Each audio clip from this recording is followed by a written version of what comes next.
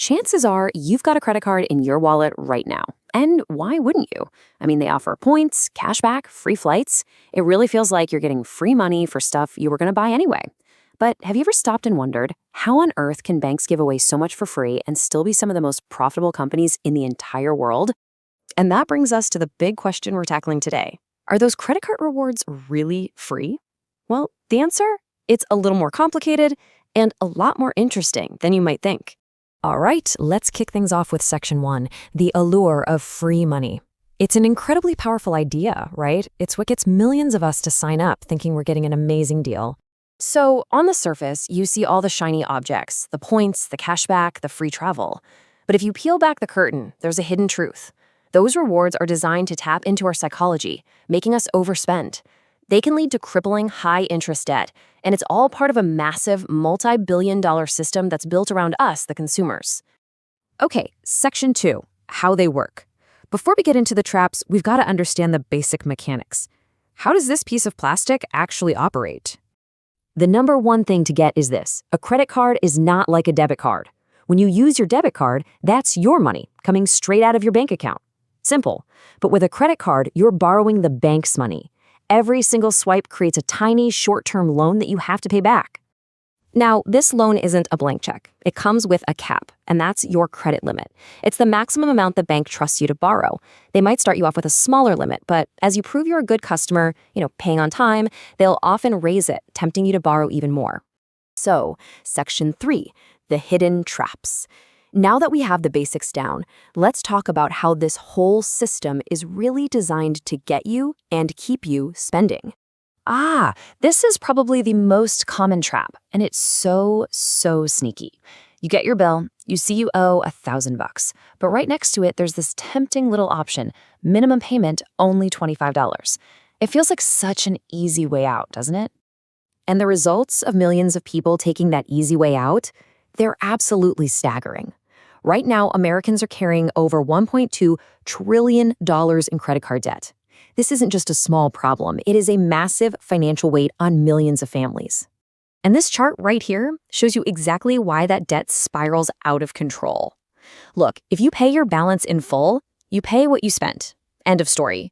But if you only pay that tiny minimum, interest just piles up and up and up. Over time, you can easily end up paying way more in interest than the thing you bought originally cost. And all that extra money, that's pure profit for the bank. But the traps aren't just financial, they're psychological. Those rewards we love so much, they're the bait. They're scientifically designed to make you spend more. Because it doesn't feel like you're spending real money, study after study shows that people are way more likely to overspend with a credit card than if they were using actual cash. And what about that free flight? Let's do a little reality check. To earn enough points for just a basic domestic flight, you've often got to spend thousands upon thousands of dollars. An international trip? We're talking tens of thousands. The reward system isn't really about saving you money. It's about getting you to swipe that card over and over and over again. So that brings us to Section 4, the score that controls you. Because all of this, the borrowing, the paying, it all ties into one single number that governs your financial life. And that number is your credit score. Think of it as your financial report card. It's a number that tells lenders how trustworthy you are, and it is incredibly powerful. This little score doesn't just decide if you can get a loan for a car or a house.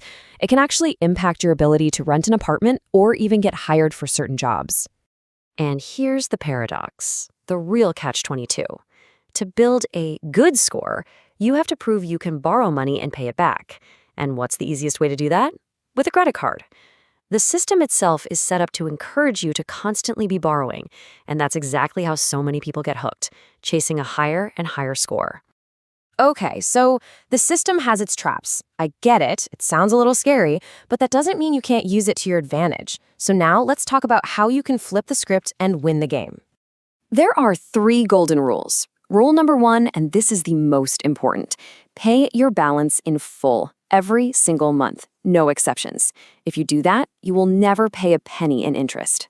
Rule 2, only use your card to buy things you could already afford with the cash in your bank account. And finally, if you're just getting started, a simple no annual fee card is almost always the smartest way to go. This quote just sums it all up perfectly. Most people use credit cards to spend more. The rich use them to benefit themselves. It's all about a shift in mindset. A credit card isn't a tool to buy things you can't afford. It's a tool for convenience that can, if you're smart, earn your rewards on spending you were going to do anyway. So, I'll leave you with this final thought. You see the ads everywhere, in your mailbox, on TV, at the airport. Banks are pushing these cards so aggressively. So ask yourself, if these cards and the rewards are really a gift to you, why do they have to try so hard to sell them? What does that tell you about who really benefits the most from this game?